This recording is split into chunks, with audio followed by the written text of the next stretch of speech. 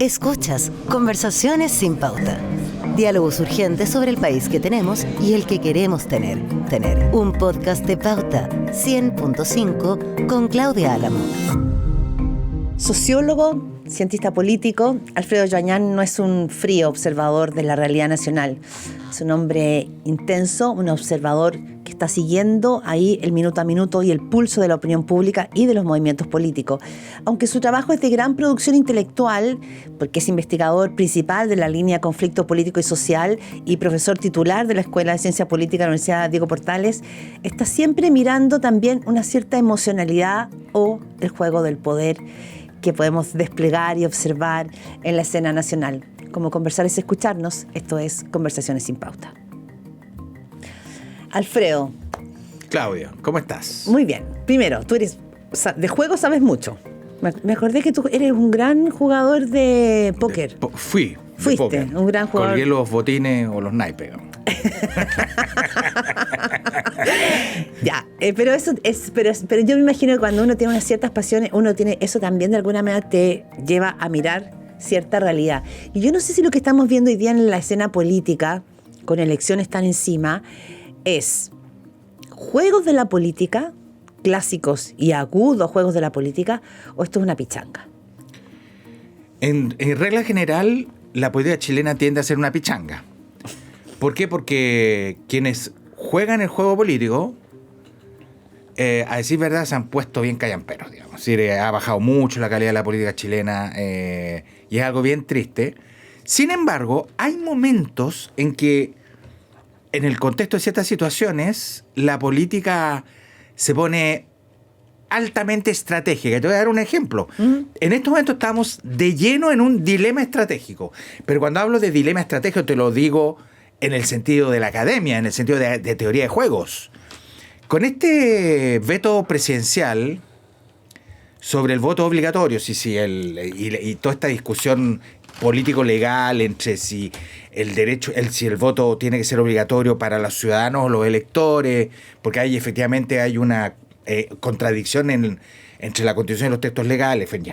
Todo eso hace que el envío del veto presidencial al Congreso, que todavía no llega, pero sabemos más o menos qué consiste, va a generar un dilema estratégico en donde va a ser inevitable la derrota de la oposición. ¿Por qué? Porque es un veto que está diseñado de tal manera en donde o te mueres por cianuro o te mueres por intoxicación. Por intoxicación, digamos. ¿Por qué? Porque lo que hizo el ministro Elizalde, podemos discutir si esto si tiene estética, lo que se hizo o no tiene estética. Es que hay que discutirlo porque es tan yo importante. Creo que no tiene, para serte franco, yo creo que no tiene ninguna estética. ¿Por qué? Por el momento en el cual esto se está discutiendo. Yo creo que el tema efectivamente había que discutirlo, pero es muy simple. O se va a votar favorablemente el veto presidencial y la obligatoriedad del voto se va a caer para los extranjeros avecindados en Chile, y queda como voto voluntario para ellos, o se vota en contra del veto presidencial y la obligatoriedad del voto se cae para todos. Claro, o sea, en el fondo el ministro Elizalde le puso a la derecha en una posición imposible. Imposible. Y por lo tanto, eso es un juego estratégico. ¿Te das cuenta? Y desde el punto de vista estrictamente estratégico es un juego interesante. Lo que pasa es que cuando uno entra al contenido del juego y a la oportunidad de jugar este dilema, ahí empiezan a echar todas las dudas y críticas que me parece que son súper legítimas. Pero yo de verdad quiero plantear este tema más en serio. En mi propio podcast tuve invitado a David Altman, un especialista, un colega de Ciencia Política de la Católica, en donde discutimos justamente el voto obligatorio y este dilema. Por ejemplo, aquí es importante tener datos comparados. En el mundo hay solo 5 países, en donde se les concede el derecho a voto a los extranjeros avecindados en el país y que puedan votar en todos los niveles de elección. cuando han optado a la nacionalidad. No, Ah, cuando son extranjeros. ya, ok. 5. Uruguay 1934, Chile, Nueva Zelanda, Malawi y Ecuador. No hay más. En esos países, los extranjeros avecindados, en Chile, los extranjeros avecindados durante 5 años en el país pudieron votar para una nueva constitución. Pueden votar para elecciones presidenciales y parlamentarias. Solo 5 países en el mundo tienen eso. Vale decir, es excéntrico. Ya. Esto nadie lo dice. Claro, pero Es excéntrico. la discusión, a ver, El momento horrible. la discusión teórica es una discusión, como tú dices, muy interesante y estratégica para cualquier democracia. Pero estamos a 100 días por ahí de una elección. Ese es el problema. Y sabemos que también hay una contracara en esta discusión que se llama la cantidad de migrantes nuevos que empiezan a votar ahora, porque ya cumplieron, ahora van a cumplir, en esta elección van a cumplir 5 años. ¿Sabes cuántos son? ¿Venezolanos? Que entran, todo el Sí. padrón está siendo auditado. Ya. Son 170.000. Venezolanos que empiezan a Venezolanos. votar ahora porque cumplen 5 años en el país, ¿no es Porque cierto? cumplieron en el vencimiento. Y de eso también tenemos colombianos. Y calculo que a fines del próximo año, para la elección presidencial, cálculo personal, midiendo la velocidad del fenómeno, en fin, y proyectando, calculo que debiesen ser alrededor de 300.000. Y la pregunta ahí, política y normativa, ¿estamos dispuestos a que un grupo inmigrante con porque esa es la anomalía, un grupo inmigrante con una orientación ideológica tan evidente, vienen arrancando de la dictadura de Maduro, no tienen ningún interés en votar por izquierda, solamente podrían votar derecha, estamos disponibles para que un grupo, una nacionalidad de 300.000 personas defina una elección presidencial? Yo creo que la pregunta es súper legítima. Súper legítima. Sobre todo si uno tiene a la vista que es una anomalía que los extranjeros voten en elecciones nacionales y generales, no así en elecciones locales. Claro, y creo que lo que tú planteas es súper interesante y podríamos andar mucho en esa conversación, pero también quiero andar en la otra, de un tema del que tú vienes alertando hace mucho, es la calidad de nuestra democracia. El gobierno y el ministro Álvaro Elizalde, que además es un destacado dirigente del Partido Socialista, entienden claramente que estamos en un momento de mucha fragilidad institucional y que la ciudadanía se siente muy lejos de lo que está discutiendo la política. Es como que vieran estos antiguos monitos animados con una nube en polvo y uno ve que hay una riña, una trifulca, no sabemos qué más. Esto ayuda a darle certezas, a conectar con esa gran ciudadanía, o esto queda como una operación de último minuto entre gallo y medianoche. Entonces, No, evidentemente que no ayuda en nada. por eso. Eso es evidente. Entonces, tan importante como esa discusión de fondo, tan importante también es el cuidado, ¿no es cierto?, institucional de un país que viene con el brazo herido en ese sentido hace ya un rato. Te lo plantearía de esta forma. Con estas trifulcas y dilemas estratégicos que le interesan mucho a la élite política, a los chilenos, yo dificulto que esta cuestión les tenga algún interés, mejora la confianza de los chilenos en el Congreso y en los partidos políticos, a sabiendas que la última encuesta bicentenaria de la Católica le entrega el 1% de la confianza ciudadana a los partidos políticos y el 1% de la confianza al Congreso, que es como decir cero. Cero. Yo nunca había visto encuestas mundiales en donde la desconfianza es de tal magnitud. Yo contrasto estos datos de la encuesta bicentenaria de la Católica, con una excelente encuesta, contrasto estos datos con la conducta cotidiana de los políticos y a veces yo creo que les da lo mismo. De verdad, me resulta incomprensible, ¿no? Y tú eres un cientista político. Tú eres un cientista político, ¿no es cierto? Con paciencia, man. Claro, y además que estudiaste en Francia y por lo tanto hay una mirada panorámica. Y ahí vamos a estos dos mundos que son izquierda y derecha. A estos mundos que a lo mejor no están negados, no les importa, no sé. Pero esa izquierda que hoy día gobierna y que también gobernó con Lagos y que también gobernó con Bachelet, ¿está consciente de cuáles son sus nuevos desafíos para convocar a esta ciudadanía desafectada, para darle aire y oxigenación a los procesos políticos y sociales que vienen? ¿O tú la ves un poco a la deriva? No todas. Yo creo que el socialismo democrático, o parte del socialismo democrático, tiene ya ganado conciencia sobre las necesidades del país y sobre lo que hay que hacer en términos casi mínimos, digamos. Yo creo que eso se refleja bien en el manifiesto del socialismo democrático, que fue publicado hace un tiempo atrás, y en donde hay pistas de cosas que hay que hacer. ¿Ah? Hay muchas cosas que están muy vinculadas a los efectos de las nuevas tecnologías, de la inteligencia artificial, el transhumanismo. Guido Girardi se metió harto en esa parte en la elaboración del documento. Yo estuve muy metido también. Creo que fue un buen documento, como todos, completamente insuficiente, porque los desafíos civilizacionales no son solamente chilenos, son globales, y todo el mundo está más o menos en el mismo tipo de preguntas. Veo profundamente extraviado al Partido Comunista, pero completamente extraviado. No, yo creo que... ¿O extraviado o perdido en el espacio? O su propia estrategia? Es que yo creo que ya no es estrategia esto. Esto ya... Creo que hay varios que lo han dicho en público. Yo creo que el Partido Comunista está en una senda derechamente suicida. Sinceramente. Esta conducta respecto de no reconocer o de ver un complot prácticamente en vía Francia, eventualmente digitado por el gobierno, esa cuestión es demencial. Todo el episodio Juan Andrés Lago, este espectáculo al cual se prestó Lautaro Carmona, haciendo una conferencia de prensa de 40 minutos para explicar qué pasó con Juan Andrés Lago. Oye, realmente esa cuestión yo no la había visto nunca.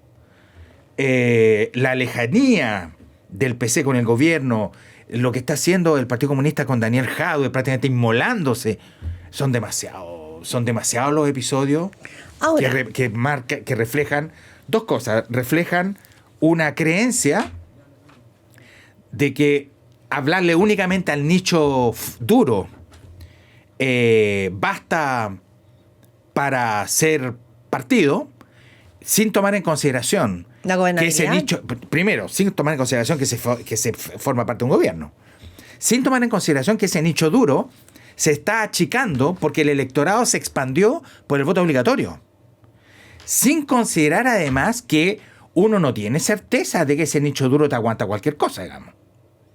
Y agrégale que vamos a vivir un nuevo episodio pronto de tensión entre el Partido Comunista y el resto de la coalición con las elecciones en Venezuela. Nicolás Maduro ya anunció de que si no gana Nicolás Maduro, esto va a ser un baño de sangre, una cuestión pero completamente impresentable.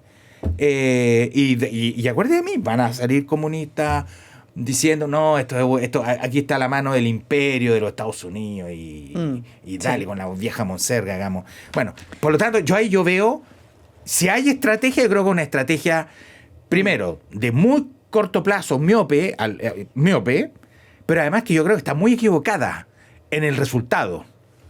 El Frente Amplio, yo creo que está pensándose a sí mismo. Está pensándose en sí mismo con cierta razón, porque acaban de converger en un nuevo partido y de alguna forma yo creo que hay que esperarlos. El socialismo democrático está también convergiendo entre ellos. Por estos días va a haber una reunión conjunta de las comisiones políticas del PS y del PPD, una cuestión que nunca se había hecho antes, para mostrar convergencia también. El problema va a ser de cómo converger entre todos. Estás escuchando un podcast original de Radio Pauta, 100.5. O sea, en estos 2 años y tanto de gobierno no han logrado converger nunca. Y más bien lo que uno ha visto, para hablar simplemente de política, es que han ido alejándose o enfrentándose, porque no se han alejado con distancia, sino que más bien han ido crispándose en sus diferencias. Y un presidente, Gabriel Boric, que trata de administrar y de administrarla, pero no sé hasta cuánto da esta administración. Esa es una primera pregunta. Y lo segundo, me llama la atención porque hay figuras que empiezan a pulular, porque los procesos políticos también tienen que encarnar en figuras, ¿no? Las figuras, o si no, quedan como unas cosas sueltas. Michelle Bachelet, por ejemplo, que el Partido Comunista esté viendo en ella a la máxima lideresa, que que sectores de la izquierda están mirando a Lagos con una añoranza después de que lo dejaron caer, que es la ausencia de liderazgo que está teniendo la izquierda, y por qué no miran, no sé, a Toá o a liderazgos que hoy día sí podrían ser carta. ¿Cómo ves tú ese proceso? Porque hay algo como medio psicológico en la izquierda chilena, ¿no?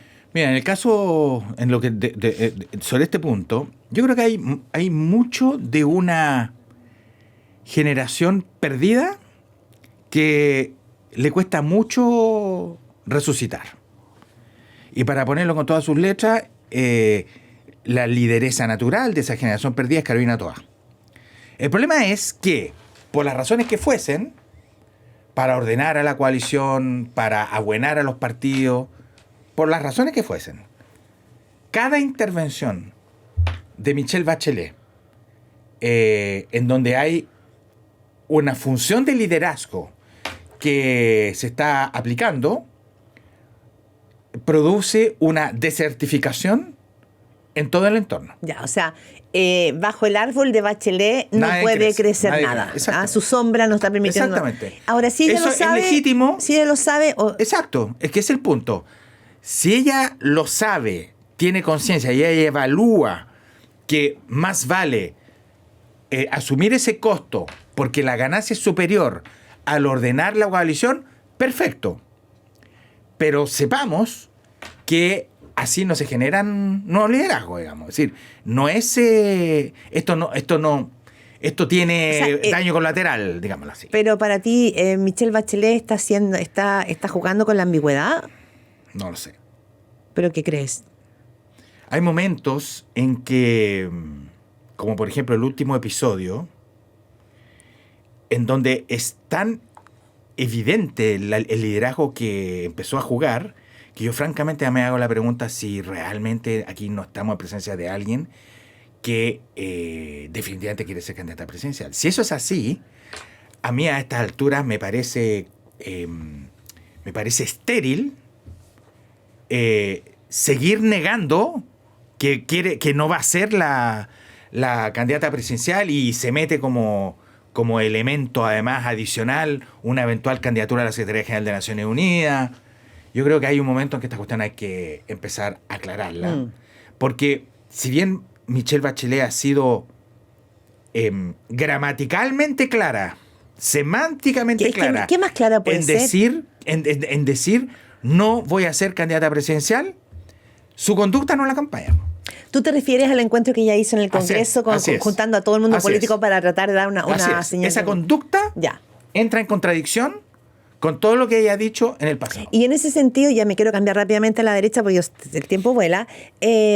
Carolina Toá queda bajo esta sombra. Así es, y además Carolina tiene la dificultad de la crisis de seguridad, que es muy alta, demasiado alta, es demasiado nociva. Mira, voy a decir algo que no debería decirlo, pero yo creo que Carolina Toá está experimentando un desgaste muy alto, muy injusto además, en el Ministerio del Interior. Pues yo creo que cualquiera hubiese experimentado este desgaste. El problema es que este desgaste es demasiado rudo para alguien tan brillante como Carolina, que además tiene aspiraciones presidenciales. Y yo creo que aquí hay que empezar rápidamente a plantearse la pregunta de si no es el momento de empezar a salir. Va a tener que salir pronto igual, por razones legales. Pero tal vez quizá adelantar este punto y poner como jefa de gabinete a un político mucho más experimentado y avesado y con más dificultades que tenga la derecha para enfrentarse ¿Cómo quién? Con él. ¿José Miguel Insulza? El Panzer. De vuelta a la moneda. La renuncia total del Frente Amplio. Es decir, yo a esta altura es lo que menos me importa, digamos. No porque le tenga mal al Frente Amplio. Está bien. Ya, pero eso implicaría, pero Carolina Toá tendría que saltar al ruedo y salir del gobierno siempre y cuando Michelle Bachelet deje zanjado que no. Yo supongo que ese es el orden lógico de los factores. No te lo puedo garantizar, no lo sé. Ahora, Bachelet Se supone cuenta que con, esta cuestión- Bachelet cuenta con el guiño de un partido comunista y de un Frente Amplio Sí, que la sí. aman, la adoran y la idolatran. Sí, pero mira, yo no creo sé que si aquí hay- Candidato A la aman, Sí. la adoran y la idolatran en la Sí. prodignidad. El problema es que aquí hay que incorporar un factor adicional. Todo esto, lo que voy a decir, todo esto es lo que puede ocurrir, y hay una cosa que va a ocurrir. Ya. Claudio Rego va a sacar más de 2 millones de votos en la próxima elección de gobernadores. Es un tipo que vive en la calle. Está completamente compenetrado con la función de gobernador. Es probablemente el que la llevó más lejos de todos los gobernadores en el país. Y a mí me parece evidente Que va a ser candidato que presidencial. Claudio Rego, con 2 millones de votos, tal vez más.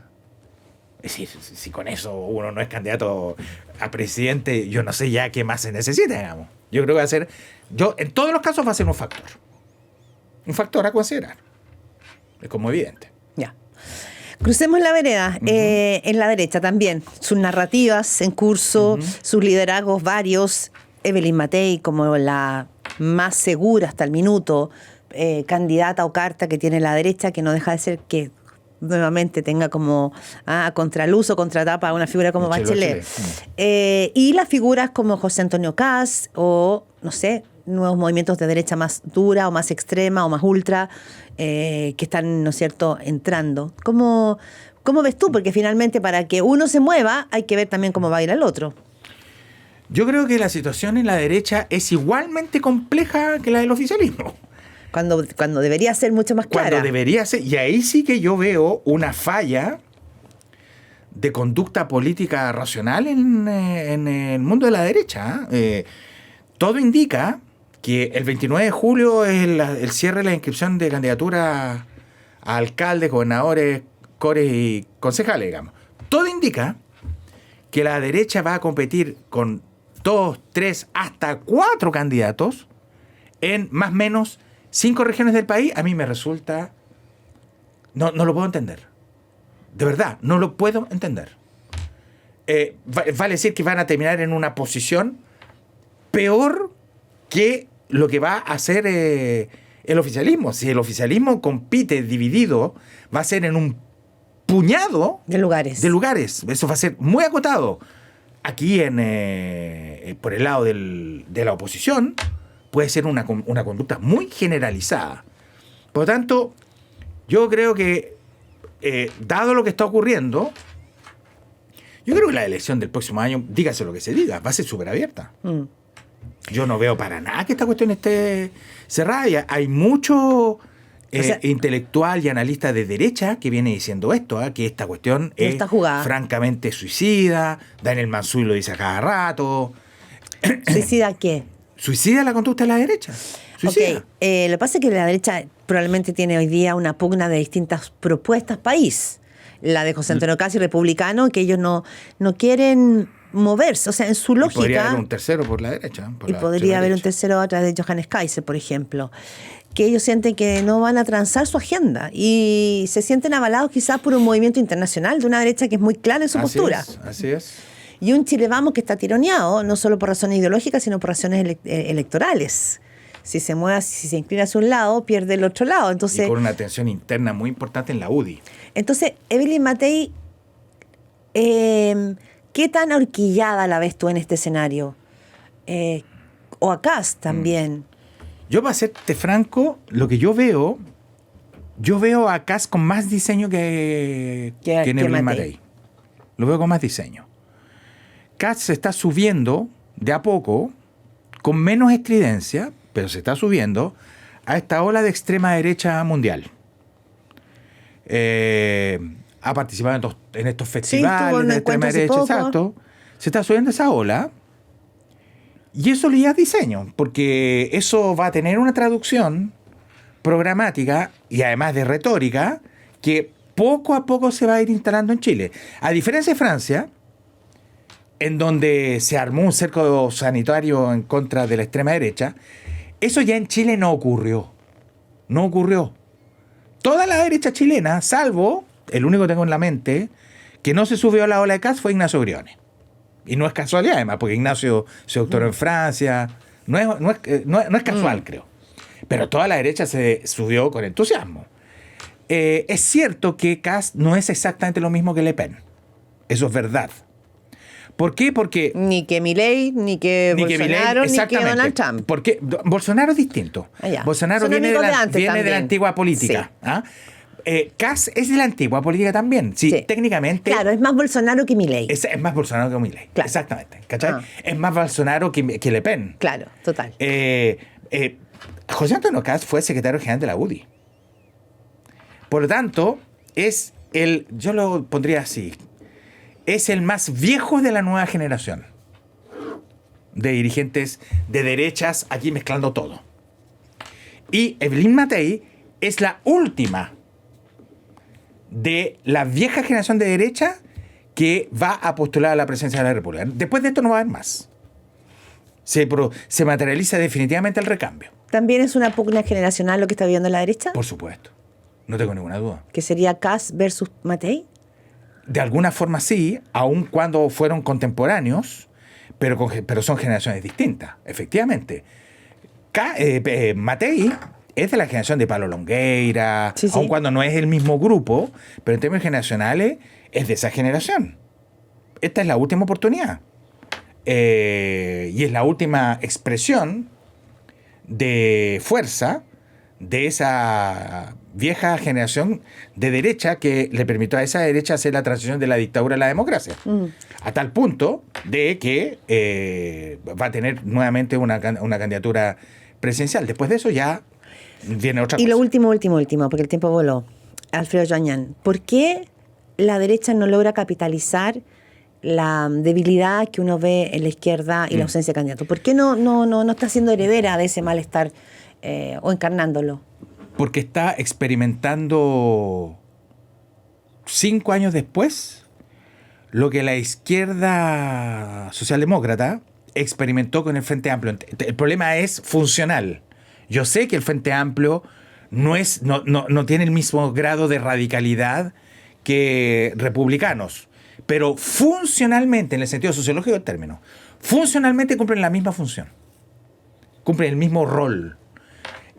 Vale decir, de, comillas, de radicalizar el programa y las posiciones en donde deja muy mal parado a la centro derecha, del mismo modo en que el Partido Comunista y el Frente Amplio en Apruebo Dignidad dejaron muy mal parado a la centro izquierda. Es el mismo problema a 5 años de distancia. O sea, el mismo reflejo del espejo. Los dos mundos están espejeados. Y lo último, en tu olfato, sensación, yo sé que es temprano todavía, mejores candidatos de lado y lado, en el caso de hoy día de la izquierda, centro izquierda, llamémoslo como sea, o derecha, centro derecha, mejores candidaturas o nombres que podrían encarnar este Chile actual, como nombres. Por calidad política, en el lado de la centro izquierda, yo sigo pensando, y por trayectoria, que es Carolina Toá. Por razones estrictamente electorales, me parece que Claudio Rego es una opción que va a haber que considerar de verdad. Por el lado de la derecha, yo creo que efectivamente Evelyn Matei es el mejor candidato que puede tener la centro derecha. Tiene trayectoria, tiene punch. A veces se le escapa la moto, pero sabe lo que quiere. Y evidentemente que José Antonio Kast no tiene ninguna razón ni incentivo para someterse a una candidatura única de la derecha bajo el paraguas de Evelyn Matei. Me parece que es bien inevitable que compitan. ¿Y los Carter o Parisi? No les veo ninguna chance. Parisi para mí desapareció. Alfredo Joañán, muchísimas gracias, un gustazo como siempre. Ya pues, Claudia. Gracias. Esto fue Conversaciones sin Pauta. Diálogos urgentes sobre el país que tenemos y el que queremos tener. Con Claudia Álamo.